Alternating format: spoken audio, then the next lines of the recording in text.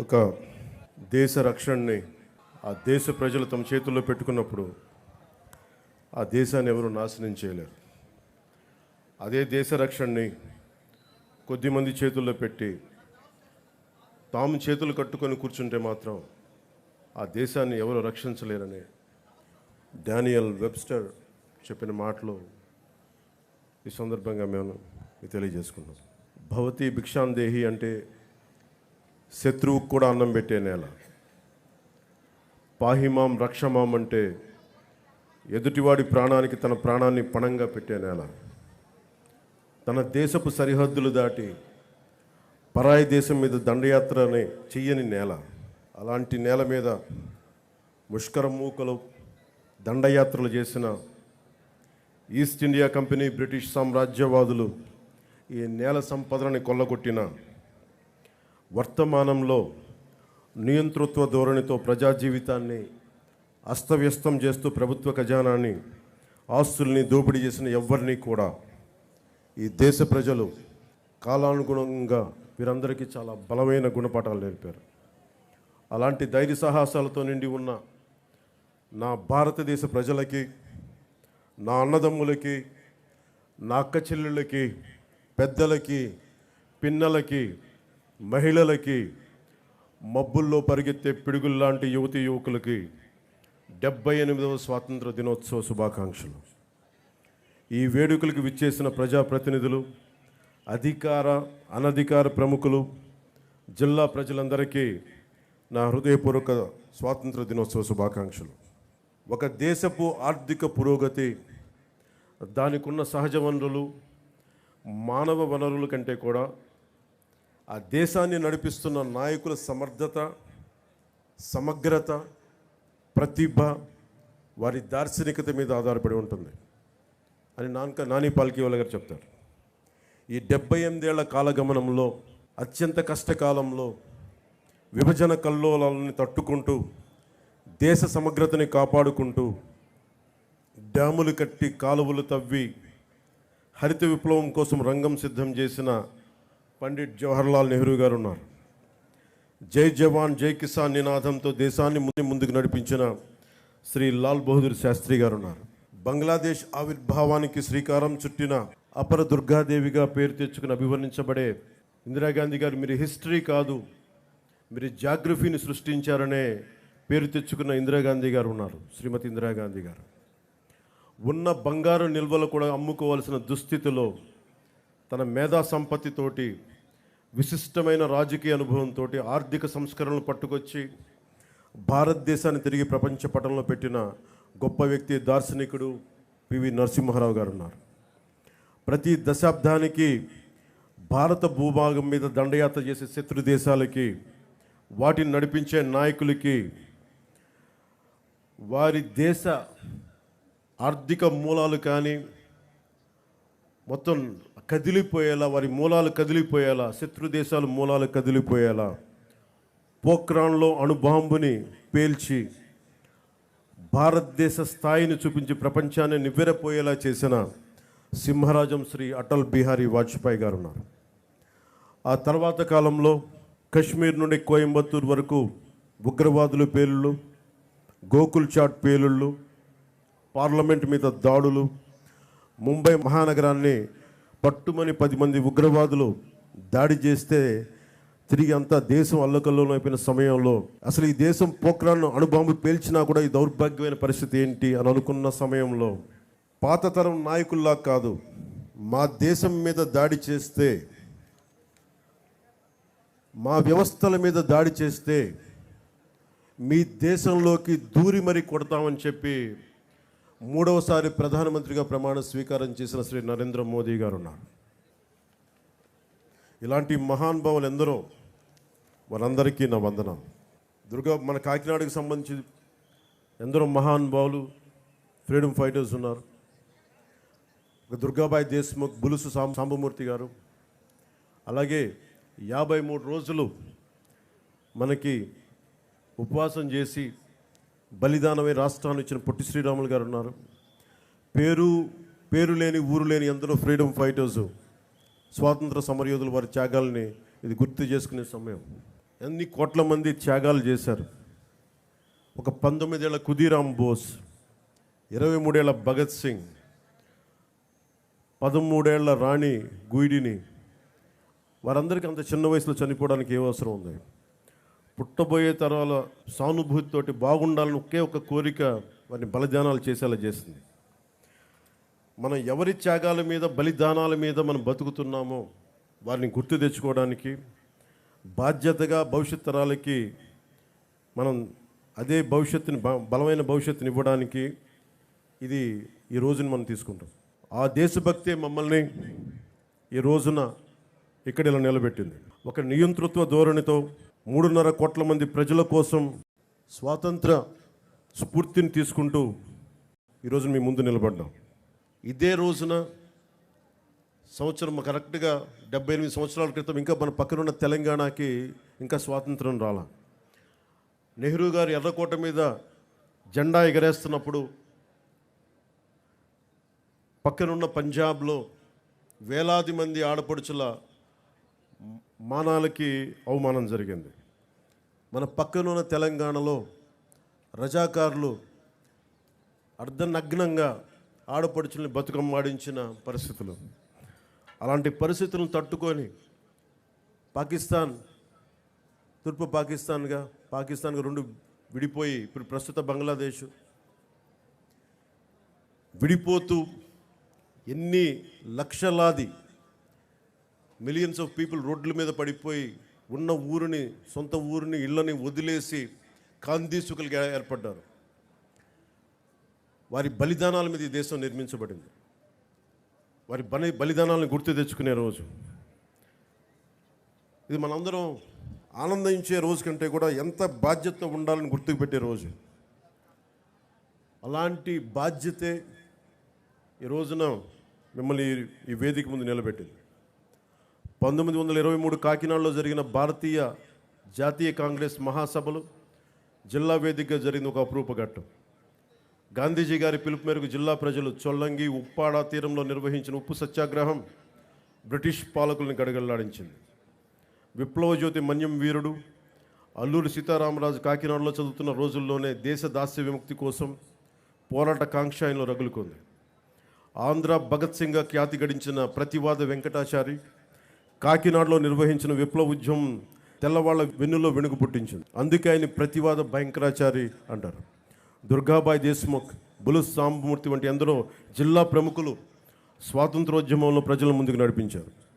వారి ఆశయాల బాటలో కుల, మత, భాష, ప్రాంతాలకు అతీతంగా దేశ సమగ్రతకు, సంక్షేమం, సామాజిక న్యాయం మౌలిక లక్ష్యాలుగా సుపరిపాలనను ఈ రాష్ట్ర ప్రభుత్వం ప్రజలకు అందిస్తుంది. సూపర్ 6 ప్రాధాన్యతల అమలుతో రాష్ట్ర పునర్నిర్మాణానికి షణ్ముఖ వ్యూహంతో ముందుకు వెళ్తుంది. ఈ 78వ స్వాతంత్ర దినోత్సవ శుభవేళ మన జిల్లాలో అమలవుతున్న అభివృద్ధి సంక్షేమ కార్యక్రమాలు మీకు ఒక సంక్షిప్తంగా వివరిస్తాను. దేశంలోనే ఆదర్శనీయ రైతులు, వృద్ధులు, దివ్యాంగులు, వితంతువులు తదితర ఏ ఆసరా ఆలంబన లేని 28 కేటగిరీల ప్రజలకు రాష్ట్ర ప్రభుత్వం అండగా నిలుస్తూ వారికి సామాజిక పెన్షన్లు గణనీయంగా పెంచింది. జిల్లాలో 17 కేటగిరీలకు చెందిన 2,77,594 మంది లబ్ధిదారులకు 117 కోట్ల మొత్తం పెన్షన్లుగా అందిస్తుంది. నిత్యాన్నదానంతో అన్నార్తుల ఆకలి తీర్చి పేదల మదిలో ఆరాధ్యమూర్తిగా నిలిచిన అపర అన్నపూర్ణ డొక్కా సీతమ్మ గారు ఆమె మహోన్నత జీవితం ఆశయాలకు నివాళిగా ఎన్డీఏ రాష్ట్ర ప్రభుత్వం పాఠశాలల్లో మధ్యాహ్న భోజన పథకాన్ని డొక్కా సీతమ్మ గారి పేరిట అమలు చేస్తుంది. జిల్లాలో 1258 పాఠశాలల్లో 1,22,591 మంది విద్యార్థులకు, చిన్నారులకు డొక్కా సీతమ్మ మధ్యాహ్న బడి భోజన పథకం ద్వారా పౌష్టికాహారం అందిస్తున్నారు. ₹2కే కిలో బియ్యం పథకం లాంటి ఎన్నో పేదరిక నిర్మూలన కోసం పథకాలకు నాంది పలికిన స్వర్గీయ నందమూరి తారక రామారావు గారు పేదల కోసం ఆయన స్ఫూర్తి ఆశయాలు కొనసాగింపుగా రాష్ట్ర వ్యాప్తంగా పట్టణాల్లో పేదలకు ₹5 భోజనం అందించే అన్నా క్యాంటీన్లని ఈ రోజు నుంచి పునఃప్రారంభిస్తున్నాం. మన జిల్లాలో మొత్తం 11 అన్నా క్యాంటీన్లు పేదలకు అందుబాటులో వస్తున్నాయి. ప్రజలకు పారదర్శక రీతిలో ఇసుక లభ్యత కోసం నూతన ఉచిత ఇసుక విధానాన్ని రాష్ట్ర ప్రభుత్వం గత జూలై 8వ తారీఖు నుండి అమలులో తీసుకొచ్చింది. తొలి విడత ప్రధాన్ మంత్రి ఆవాస్ యోజన పథకం కింద జిల్లాలో వచ్చే అక్టోబర్ నెల నాటికి 4,500 గృహాల నిర్మాణం పూర్తి చేసేందుకు 100 రోజుల ప్రణాళిక అమలవుతోంది. ప్రధాన్ మంత్రి ఆవాస్ యోజన 2.0 ద్వారా 2025 నుండి కేంద్ర ప్రభుత్వం అందించే 2.5 లక్షలు మొత్తానికి తన వంతుగా 1,50,000 జోడించి 4 లక్షల రూపాయల యూనిట్ విలువతో పేదలకు గృహాలు నిర్మించాలని రాష్ట్ర ప్రభుత్వం నిర్ణయం తీసుకుంది.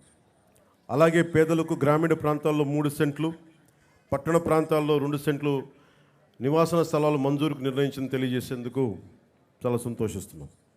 2014-2019 వరకు జిల్లాలో ఇల్లు నిర్మించుకున్న లబ్ధిదారులకు పెండింగ్ ఉన్న బిల్లులకు సుమారు 49 కోట్ల రూపాయల బకాయిలను చెల్లించేందుకు ప్రభుత్వం విధి విధానాలను రూపొందిస్తుంది.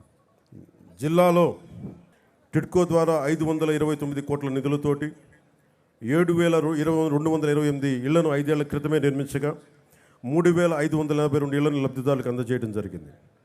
మిగిలిన ఇళ్ల రిజిస్ట్రేషన్, మోర్గేజ్ పూర్తి చేసి త్వరలోనే డ్రైన్లు, తాగునీటి సరఫరా తదితర అన్ని మౌలిక వసతులతోటి లబ్ధిదారులకు అప్పగిస్తాం.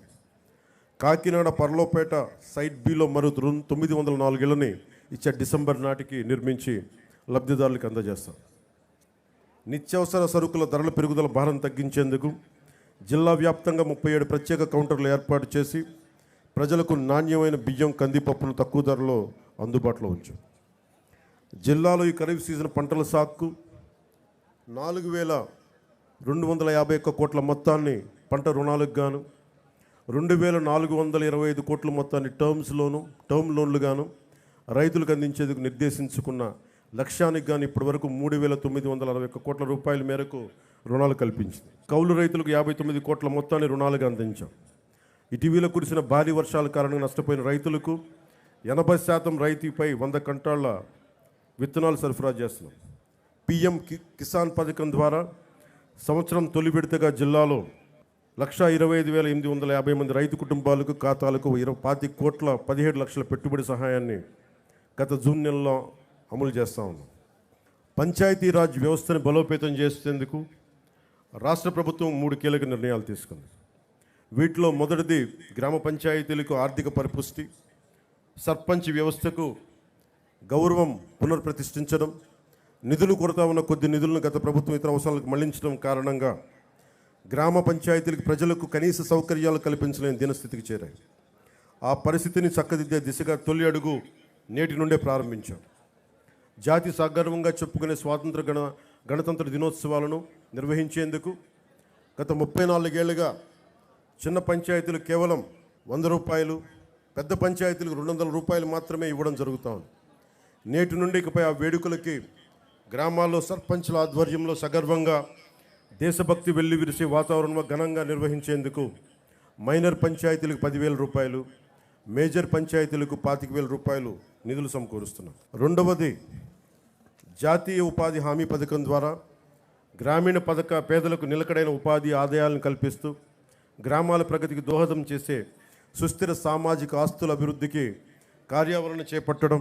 అందులో భాగంగా జాతీయ ఉపాధి హామీ పథకం నిధులతో తమ పంచాయతీల్లో చేపట్టవలసిన ప్రయోగకరమైన పనులపై సర్పంచులు, స్థానిక ప్రజలు సమాలోచన చేసి తీర్మానాలు చేయాలని సూచించి రాష్ట్రంలో 13,326 గ్రామ పంచాయతీలన్నింటిలోనూ ఒకే రోజున గ్రామ సభలు నిర్వహిస్తున్నాం. మూడవ కీలక నిర్ణయం రాష్ట్రంలో ప్రతి ఇంటికి కుళాయి ఏర్పాటు, ప్రతి వ్యక్తికి సురక్షితమైన తాగునీరు అందించడం ప్రభుత్వాలు పౌరులు కల్పించాల్సిన కనీస మానవ హక్కు.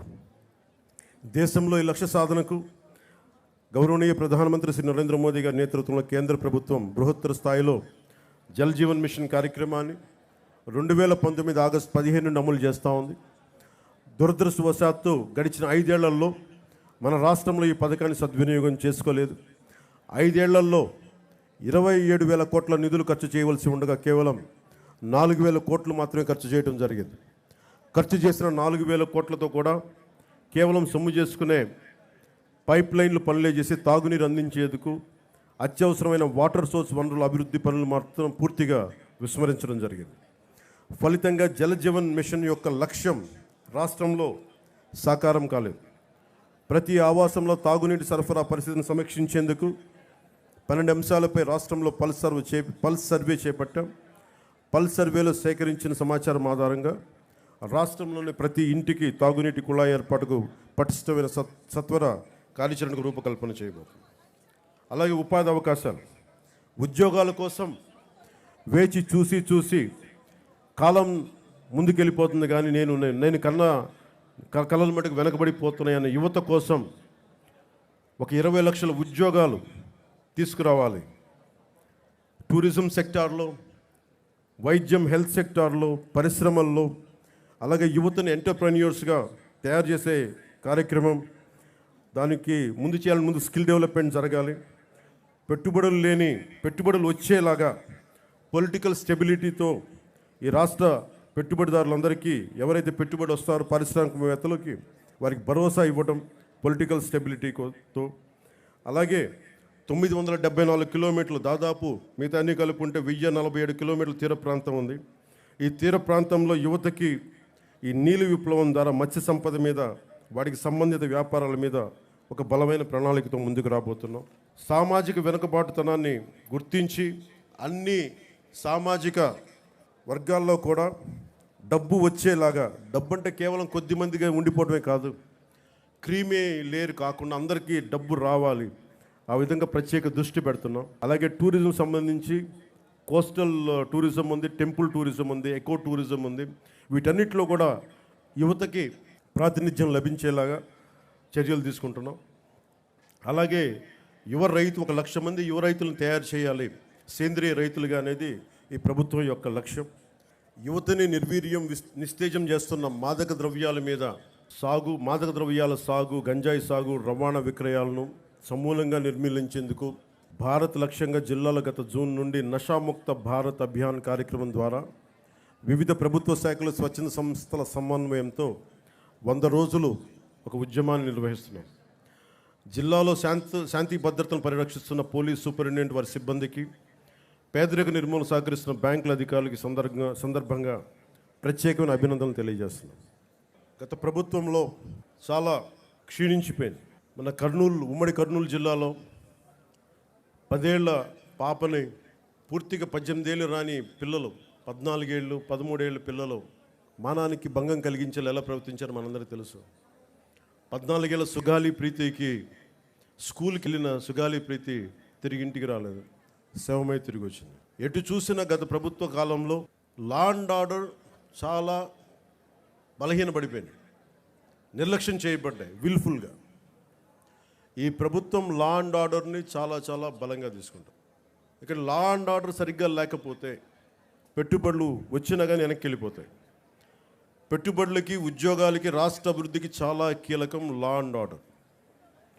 అన్ని సభల్లో అధికారులందరికీ, కలెక్టర్ సదస్సులో ఒకటే చెప్పాం, లా అండ్ ఆర్డర్ చాలా బలంగా ఉండాలి.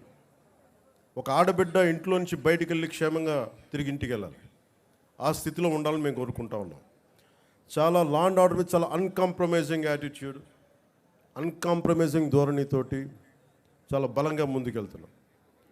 ఈ సందర్భంగా మీకు ఒకటే తెలియజేసుకుంటా ఉన్నాం. చిన్నపాటి సంఘటన, UPA 2 గవర్నమెంట్ ఉన్నప్పుడు ముజ్ఫర్ నగర్లో ఒక ఆడబిడ్డని, ఒక వర్గానికి చెందిన ఆడబిడ్డని ఇంకొక వర్గం అబ్బాయిలు ఇబ్బందికి గురి చేస్తే వాళ్ళ ఆడబిడ్డ అన్నదమ్ములు వచ్చి గొడవ పెట్టుకుంటే, ఎందుకు మా చెల్లిని ఏడిపిస్తున్నారంటే అది మొత్తానికి ఒక కమ్యూనల్ గొడవ అయిపోయింది. యాక్చువల్గా చూస్తే అది ఒక law and order issue. So law and ఆర్డర్ని సరిగ్గా కనుక మనం చేయకపోతే అది ఏ స్థాయికి గొడవలైనా వెళ్ళిపోతాయి. అందుకని ఈ ప్రభుత్వం లా అండ్ ఆర్డర్ మీద చాలా బలమైన నిర్ణయాలు తీసుకుంటుంది. సోషల్ మీడియాలో పోస్టుల దగ్గర నుంచి బయట విచ్చలవిడిగా మాట్లాడేవాళ్ళు, ఆడబిడ్డల మాన ప్రాణాలని ఇబ్బంది పెట్టేవాళ్ళు, దాడులు చేసేవాళ్ళు, దౌర్జన్యాలు చేసేవాళ్ళు కొంచెం జాగ్రత్తగా ఉండాల్సిన సమయం అది. ఆడబిడ్డల మాన ప్రాణ సంరక్షణలకు ఇబ్బంది కలిగిన, సగటు మనిషి ఆస్తిపాస్తులకు ఇబ్బంది కలిగిన దేశ సమగ్రతకి భంగం కలిగించిన, సామాజిక భద్రతకి భంగం కలిగించిన ఈ ప్రభుత్వం చాలా గట్టి నిర్ణయాలు తీసుకుంటుంది. అధికార ఎస్పీలకు కానీ కలెక్టర్ చాలా స్పష్టంగా చెప్పామని కలెక్టర్ సదస్సులో, అన్కాంప్రమైజింగ్ యాటిట్యూడ్ తోటి, రాజీ లేని ధోరణితోటి లా అండ్ ఆర్డర్ని ముందుకు తీసుకెళ్లాలని. ఈరోజు రాష్ట్రం లోతుకెళ్ళి చూస్తే, గతంలో కూడా తెలుసు, లోతుకెళ్ళి చూస్తే ఏ స్థాయిలో ఆర్థిక వ్యవస్థ ఉందంటే చిన్న భిన్నం అయిపోయింది. వేలాది కోట్లు, 4,000 కోట్లతోటి పంచాయతీరాజ్ మేము జల్ జీవన్ మిషన్కి నిర్మించామని చెప్తే పైపులు వేశారు, కానీ ఆ పైపులకి సంబంధించిన వాటర్ సోర్స్ ఇవ్వలేదు. అందుకే దాని మీద పల్స్ సర్వే జరిపిస్తూ ఉన్నాం. లా అండ్ ఆర్డర్తో పాటు ప్రజా సంపదని దుర్వినియోగం చేసిన ఎవరిని కూడా వదిలిపెట్టకుండా వారికి చట్టాల పరిధిలోకి తీసుకొస్తాం. ఉదాహరణకి మనకి ఏడీబీ రోడ్ అంటాం, 50 కిలోమీటర్లు కాకినాడ టు రాజమండ్రి. దానికి కావాల్సింది 390 కోట్లు. కొన్ని లక్షలాది మంది ఎప్పుడు తిరిగే రోడ్డు. అలాంటి రోడ్ని దృష్టి వదిలేసి, అలాంటి ఇన్ఫ్రాస్ట్రక్చర్ ఫెసిలిటీస్ వదిలేసి గత ప్రభుత్వం 640 కోట్ల పైచిలుకుతోటి అక్కడ ఋషికొండలో ప్యాలెస్ నిర్మించుకున్నారు. ఎక్కడ ఈ డబ్బు వెళ్ళిపోతుందో మీకు అర్థమవుతా ఉంది కదా. ఇవన్నీ ఆగాలి. ఇవన్నీ ఆగటానికి మీరందరం కృషి చేశారు. ఈరోజు మా మీద బాధ్యత పెట్టారు. వెంటనే ఈ ఏడీబీ రోడ్డు కూడా చాలా అత్యంత తొందరలో పూర్తి చేయాలి అని నిర్ణయం తీసుకున్నాం. క్యాబినెట్కి తెలియజేశాం. గౌరవ ముఖ్యమంత్రి శ్రీ చంద్రబాబు నాయుడు గారు తెలియజేశాం. ఈ ఏడీబీ రోడ్డు కూడా త్వరగా పూర్తి చేసే బాధ్యత ఈ కొత్త ప్రభుత్వం తీసుకుంటుంది. మన కర్ణాటకకి వెళ్తే రెడ్ శాండర్స్, మన ఎర్రచందనం దొంగలు మన అడవుల్లో కొట్టేసి, శేషాచలం అడవుల్లో కొట్టేసి కర్ణాటకలో తరలిస్తూ ఉంటే కర్ణాటకలో పట్టుకున్నారు. 100 కోట్ల రూపాయలు ఒకసారి, 40 కోట్ల రూపాయలు ఇంకొకసారి. ఆంధ్రప్రదేశ్ చెందిన ఎర్రచందనం దొంగల్ని మన కర్ణాటక ప్రభుత్వం తీసుకుంది. అక్కడ ఫారెస్ట్ అధికారులు చెప్పారు, వేలం వేశారు. ఆ డబ్బు కర్ణాటక ప్రభుత్వానికి వెళ్ళిపోయింది. అదే 140 కోట్లు కనుక మనకు ఉండుంటే, రాష్ట్ర ఖజానాలు కనుక ఉండుంటే, ఎంతమంది విద్యార్థుల్ని అంబేద్కర్ విదేశీ విద్యా పథకానికి పంపించవచ్చు, ఫీజు రీఎంబర్స్మెంట్లు చేయొచ్చు, ఇలాంటివి ఎన్నో చూడొచ్చు. కానీ దురదృష్టం ఆ పరిస్థితుల్లో లేదు. సో మేము ముందుకొచ్చి ఇవన్నీ బయటికి తీసి ఆ నిధుల్ని అవన్నీ తిరిగి మనకి చెందేలాగా ప్రయత్నాలు మొదలు పెడతాం. మా మీద చాలా బలమైన బాధ్యత పెట్టారు మీరందరూ. ఆ బాధ్యతని చాలా జాగ్రత్తగా, బరువు బాధ్యతలతోటి ముందుకు తీసుకెళ్తాం. నేను డిప్యూటీ ముఖ్యమంత్రిగా ప్రమాణ స్వీకారం చేస్తున్నాను. నాకు కొన్ని పరిధిలోనే మాట్లాడాల్సిన అవసరం ఉంది. ఒకటైతే మీకు మాటిస్తున్నాను, ఈ ఎన్డీఏ ప్రభుత్వం, తెలుగుదేశం, భారతీయ జనతా పార్టీ, జనసేన ఎన్డీఏ ప్రభుత్వం స్వాతంత్ర సమగ్రతకి స్ఫూర్తిని నింపేలాగే అభివృద్ధి ఉంటుంది. భావితరాల కోసం మేము అండగా నిలబడతాం.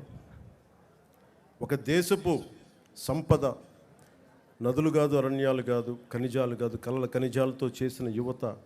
ఆ యువత కోసం పెద్ద ఎత్తున మన బాధ్యతతోటి పెద్ద ఎత్తున కార్యక్రమాలు చేపడతాం. ముఖ్యంగా విభజన సమయంలో ఈస్ట్ బెంగాల్ డివిజన్, ఒక రాష్ట్ర విభజన జరుగుతుందంటే దేశంలోని నాయకులందరూ ముందుకొచ్చారు, ఆప్ చేశారు బెంగాల్ డివిజన్.